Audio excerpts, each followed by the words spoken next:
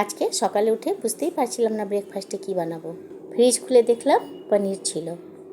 এই পনিরটা আমি কিছুদিন আগে বাড়িতেই বানিয়েছিলাম। পনিরের ছোট ছোট টুকরো করে নিচ্ছি। অর্ধেকটার মতন শসাও কেটে নিলাম।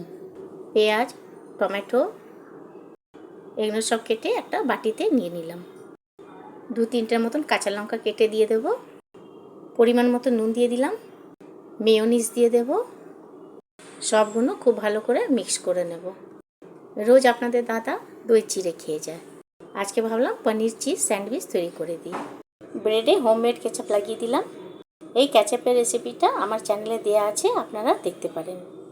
এবার ওপর থেকে মিক্সচারটা দিয়ে দিলাম। বেশ অনেকটা মজরেলা চিজ গ্রেট করে দিয়ে দেব। আবার উপর থেকে একটা ব্রেডের স্লাইস দিয়ে দিলাম। এইভাবে স্যান্ডউইচগুলো তৈরি করে নিলাম। স্যান্ডউইচ মেকারে মাখন দিয়ে দিলাম। তৈরি করা স্যান্ডউইচ দিয়ে দিচ্ছি। ওপর থেকে আবার মাখন দিয়ে দেব। স্যান্ডউইচ মেকারটাকে অন করে দেব। এই দেখুন হয়ে গেছে, স্যান্ডউইচ তৈরি হয়ে গেছে। তুলে নিচ্ছি, আপনাদেরকে কেটে দেখাচ্ছি। এইভাবে পনির চিজ স্যান্ডউইচ তৈরি করে নিলাম। ভালো লাগলে আপনারাও বানাবেন। অবশ্যই আমার ভিডিওটাকে লাইক, শেয়ার আর আমার চ্যানেলটাকে সাবস্ক্রাইব করে দেবেন।